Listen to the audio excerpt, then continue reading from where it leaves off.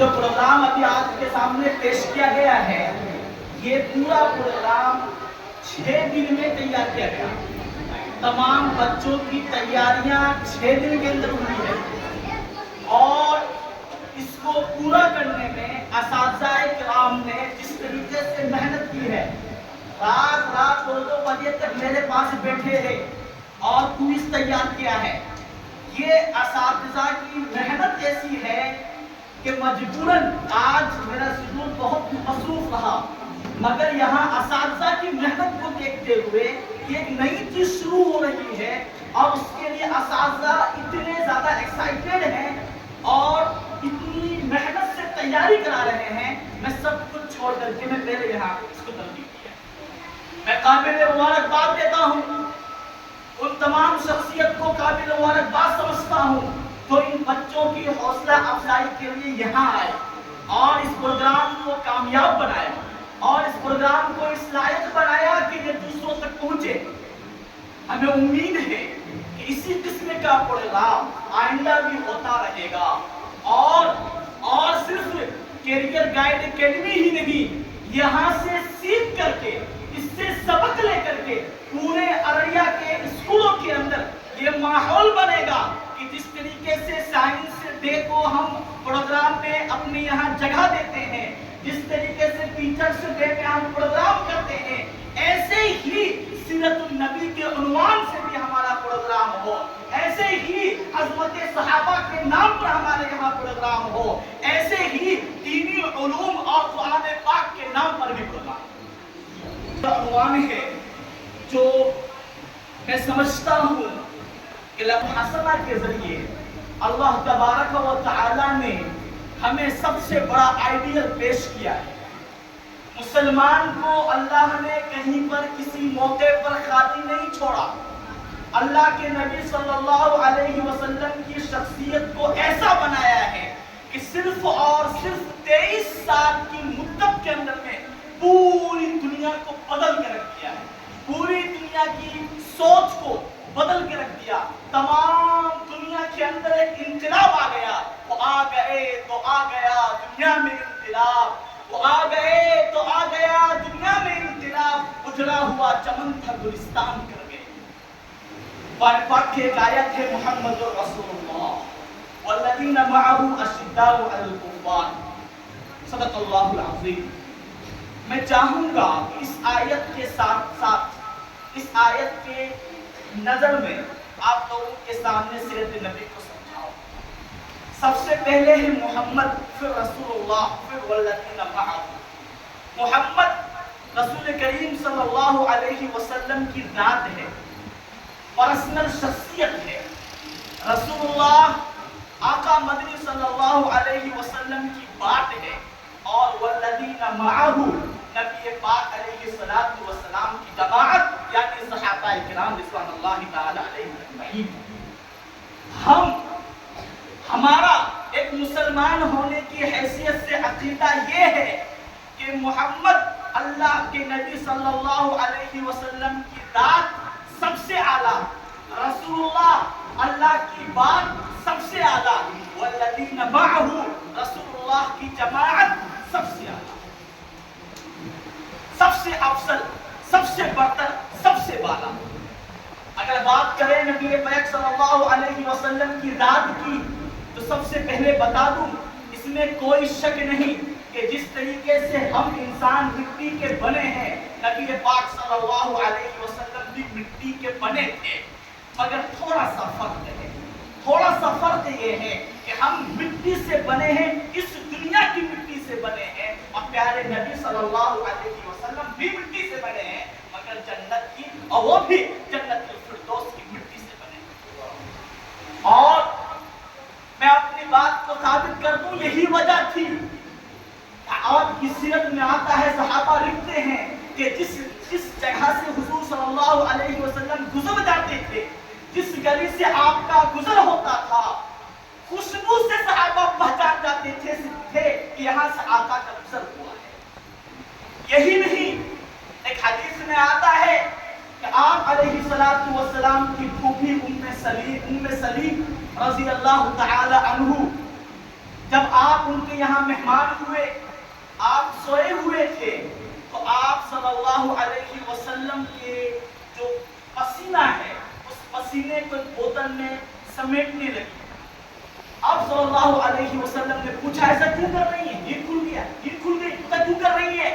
کہا کہ آپ کے پسینے سے ایسی خوشبو آتی ہے، میں چاہتی ہوں کہ عطر کی جگہ میں اسے استعمال کروں۔ اور یہ ایسا اسی لیے تھا کہ آپ صلی اللہ علیہ وسلم اس دنیا کی مٹی سے بنے ہوئے نہیں تھے، جنت کی اور مشک کی مٹی سے بنے تھے، جس کی وجہ سے ایک فطری خوشبو آپ کے اندر تھی۔ یہی نہیں، چہرے پر ایک رونق، چہرے پر ایک لائٹ، ایک بجلی سی تھی، ایک نور تھا، ایسا نور تھا کہ امی عائشہ رضی اللہ تعالی عنہا فرماتی ہیں کہ رات اندھیرا ہو جایا کرتا، اندھیرا ہو جاتے، رات بڑی اندھیری ہوتی تھی اور کمرہ چھوٹا سا ہوتا تھا، اور اس کمرے کے اندر ہاتھ کو پہچانتا نہیں تھا، آنکھ سے ایک دوسرے کو دیکھ نہیں سکتے تھے، مگر اس عالم میں بھی جب نبی پاک صلی اللہ علیہ وسلم گھر تشریف لاتے تو امی عائشہ فرماتی ہیں کہ گھر اتنا روشن ہو جاتا تھا، اتنا روشن ہو جاتا تھا کہ میں سوئی کے اندر دھاگا ڈال لیا کرتی تھی بغیر جلا کے۔ یہ نبی پاک علیہ السلام کی ذات اکرام کی قدر تھی۔ یہی نہیں، آپ صلی اللہ علیہ وسلم کی ذات ایسی تھی، ایک خاص معجزہ تھا کہ نبی پاک علیہ السلام فرماتے ہیں کہ جس طریقے سے تم میرے آگے دیکھتے ہو، آنکھ سے آگے کی طرف دیکھتے ہو، میں آگے کے جیسا ہی بالکل پیچھے بھی دیکھتا ہوں، اس طرح آگے دیکھتا ہوں اسی طریقے سے پیچھے بھی دیکھتا ہوں۔ یہ چند باتیں میں نے آپ کے سامنے عرض کی حضور کی ذات سے متعلق۔ اب آتے ہیں ایز اے رسول، ایز اے پیغمبر، پروفیٹ نبی کریم صلی اللہ علیہ وسلم نے ایک نبی کی حیثیت سے ہمیں جو سکھلایا ہے، ہمیں جو بتلایا ہے، وہ تعلیمات بھی ہمارے لیے سب سے اعلیٰ، سب سے افضل ہے۔ ایک بات یاد رکھیے، ایک بڑا دھوکہ ہے، نبی کا قول کسی عام بزرگ کے قول کی طرح نہیں ہے۔ کسی بڑے نے کوئی بات کہہ دی، وہ بھی معزز ہے، مکرم ہے، لیکن نبی پاک علیہ السلام نے بات کہہ دی، آپ عزت میں، احترام میں اس بزرگ کے قول کے برابر نہیں رکھیں گے، کیونکہ حضور کے قول ایک شریعت ہے، وہ اس سے کئی گنا اعلیٰ و افضل و برتر ہے۔ اب سنیے میری بات غور سے، نبی پاک علیہ السلام فرماتے ہیں کہ میں اس دنیا میں آیا ہوں، انما بعثت لاتمم مکارم الاخلاق، میں اس دنیا میں نبی بنایا گیا ہوں، اور نبی بنانے کا مقصد یہ ہے کہ میں تمام انسانیت کو اچھے اخلاق سکھلاؤں، اچھے اخلاق بتلاؤں۔ اگر میں آج عالم ہوں، مفسر ہوں، میں عالم دین ہوں، میں نماز پڑھاتا ہوں، امام ہوں، میں حج کر کے آیا ہوں، حاجی ہوں، سب کچھ ہوں، اگر میرے اندر اخلاق نہیں ہے تو میں نبی کا دیوانہ نہیں ہو سکتا، میں کامل مومن نہیں ہو سکتا، کیونکہ حضور صلی اللہ علیہ وسلم کے آنے کا مقصد ہی اچھے اخلاق ہے۔ اچھے اخلاق کیا ہے؟ اچھے اخلاق کیا ہے؟ نمبر 1 پہ اچھے اخلاق میں جو سب سے اچھی چیز ہے، سب سے پہلی چیز ہے، وہ ہے دوسروں کی عزت کرنا، دوسروں کو عزت دینا۔ عمرو بن عاص رضی اللہ تعالی عنہ ایک بڑے صحابی ہیں، اتنے بڑے صحابی ہیں کہ ابو بکر رضی اللہ تعالی عنہ جس زمانے میں مسلمان ہوئے ہیں، اسی زمانے میں یہ بھی مسلمان ہوئے، اور مدینہ حضور نے ہجرت سے پہلے جس صحابی کو لیڈر بنا کر مدینہ بھیجا تھا تبلیغ کرنے کے لیے، وہ تھے عمرو بن عاص رضی اللہ تعالی عنہ۔ ترمذی شریف کی روایت ہے، عمرو بن عاص رضی اللہ تعالی عنہ ایک مرتبہ لاڈ میں، پیار میں حضور سے کہنے لگے، یا رسول اللہ، میں افضل ہوں یا ابو بکر؟ نمبر 1 کا صحابی میں ہوں یا ابو بکر ہے؟ حضور نے فرمایا ابو بکر ہے۔ خاموش ہو گئے۔ پھر فرمایا ٹھیک ہے، نمبر 1 پہ نہیں، نمبر 2 پہ تو میں ہی ہوں نا، نمبر 2 کا صحابی میں ہوں نا؟ حضور نے فرمایا نہیں، عمر ہے۔ خاموش ہو گئے۔ پھر فرمایا ٹھیک ہے، نمبر 1 نہیں، نمبر 2 نہیں، نمبر 3 پہ تو پکا میں ہی ہوں گا۔ حضور نے فرمایا نہیں، عثمان ہے۔ عمرو بن عاص خاموش ہو گئے اور عرض کیا، یا رسول اللہ، جو بات سچ تھی وہ آپ نے کہہ دی، جو بات حق تھی وہ آپ نے کہہ دی، مگر بات دراصل یہ ہے کہ میں جب بھی آپ کے پاس آتا ہوں، آپ میرے ساتھ ایسا ویوہار کرتے ہیں